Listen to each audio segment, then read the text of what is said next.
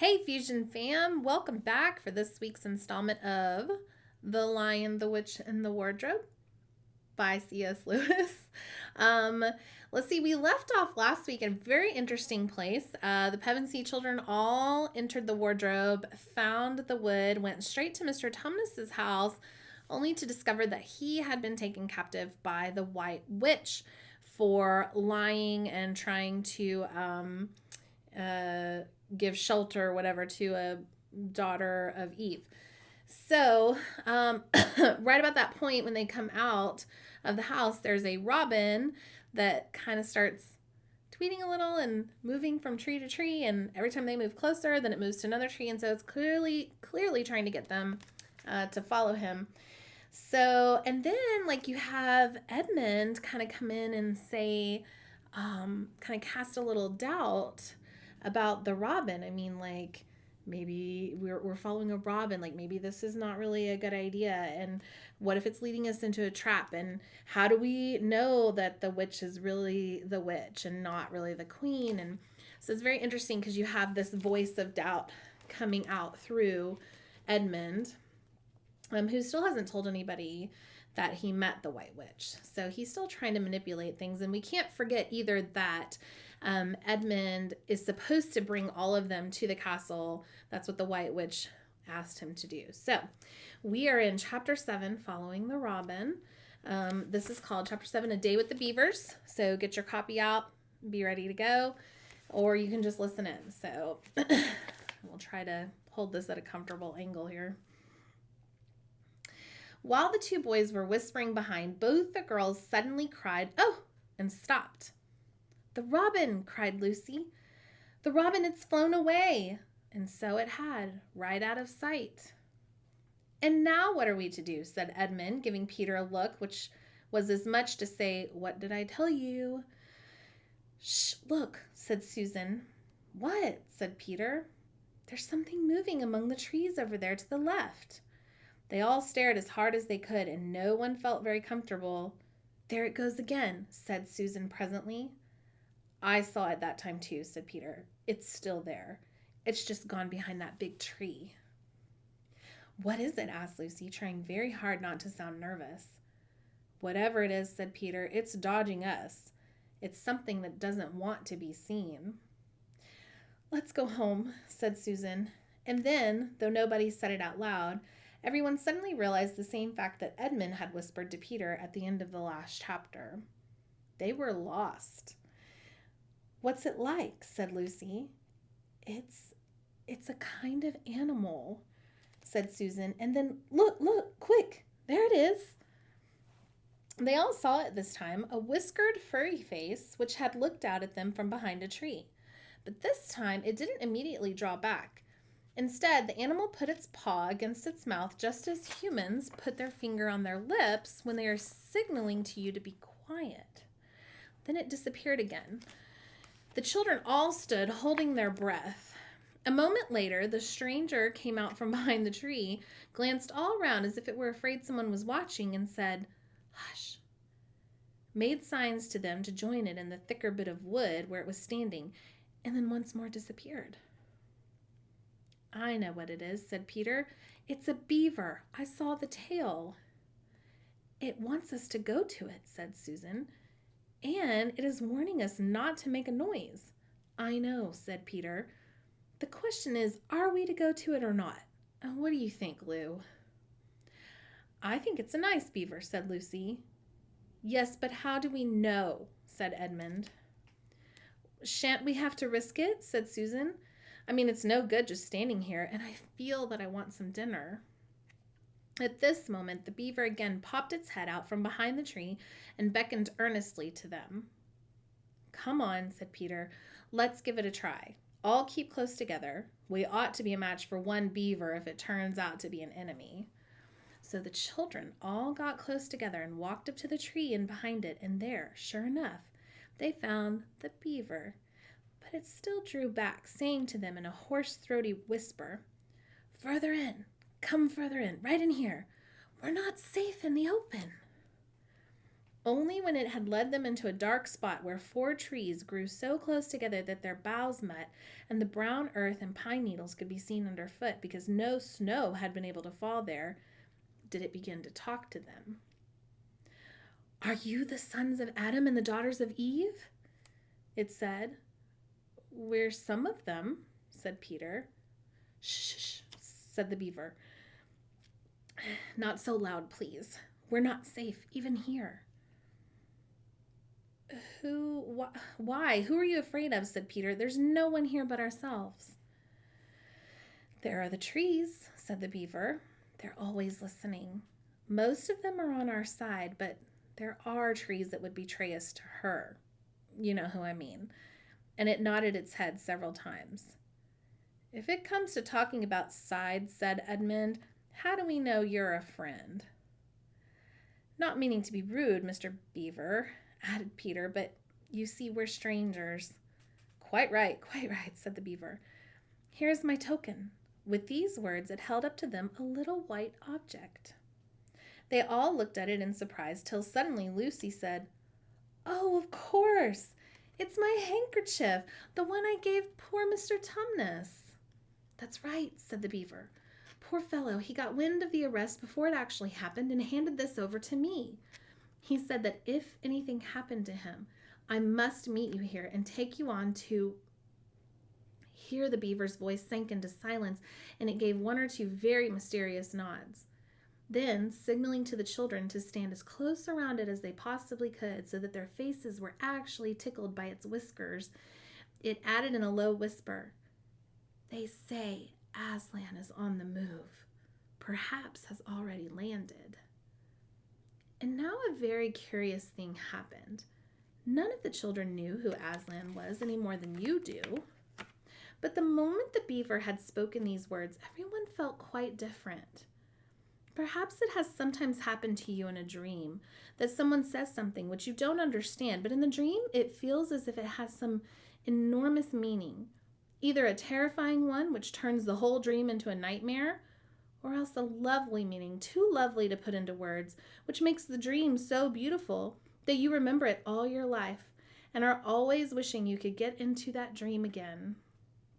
It was like that now. At the name of Aslan, each one of the children felt something jump in its inside. Edmund felt a sensation of mysterious horror. Peter felt suddenly brave and adventurous. Susan felt as if some delicious smell or some delightful strain of music had just floated by her. And Lucy got the feeling you have when you wake up in the morning and realize that it is the beginning of the holidays or the beginning of summer.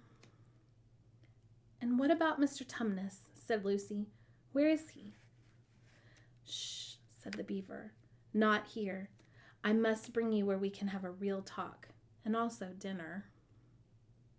No one except Edmund felt any difficulty about trusting the beaver now, and everyone, including Edmund, was very glad to hear the word dinner. They therefore all hurried along behind their new friend, who led them to a surprisingly quick pace and always in the thickest parts of the forest for over an hour. Everyone was feeling very tired and very hungry when suddenly the trees began to get thinner in front of them and the ground to fall steeply downhill. A minute later they came out under the open sky, the sun was still shining, and found themselves looking down on a fine sight. They were standing on the edge of a steep, narrow valley, at the bottom of which ran, at least it would have been running if it hadn't been frozen, a fairly large river. Just below them, a dam had been built across this river, and when they saw it, everyone suddenly remembered that, of course, beavers are always making dams, and felt quite sure that Mr. Beaver had made this one. They also noticed that he now had a sort of modest expression on his face, the sort of look people have when you're visiting a garden they've made or reading a story they've written. So it was only common politeness when Susan said, "What a lovely dam," and Mr. Beaver didn't say hush this time, but merely a trifle, and it isn't really finished. Above the dam there was what ought to have been a deep pool, but was now, of course, a level floor of dark green ice. And below the dam, much lower down, was more ice. But instead of being smooth, this was all frozen into the foamy and wavy shapes in which the water had been rushing along at the very moment when the frost came. And where the water had been trickling over and spurting through the dam, there was now a glittering wall of icicles, as if the side of the dam had been covered all over with flowers and wreaths and festoons of the purest sugar. And out in the middle, and partly on top of the dam, was a funny little house shaped rather like an enormous beehive. And from a hole in the roof, smoke was going up, so that when you saw it, especially if you were hungry, you at once thought of cooking and became hungrier than you were before. That was what the others chiefly noticed. But Edmund noticed something else. A little lower down the river, there was another small river which came down another small valley to join it. And looking up that valley, Edmund could see two small hills, and he was almost sure they were the two hills which the White Witch had pointed out to him when he parted from her at the lamppost that other day. And then between them, he thought, must be her palace, only a mile off or less. And he thought about Turkish delight and about being a king. And I wonder how Peter will like that, he asked himself. And horrible ideas came into his head. Here we are, said Mr. Beaver, and it looks as if Mrs. Beaver is expecting us. I'll lead the way, but be careful and don't slip.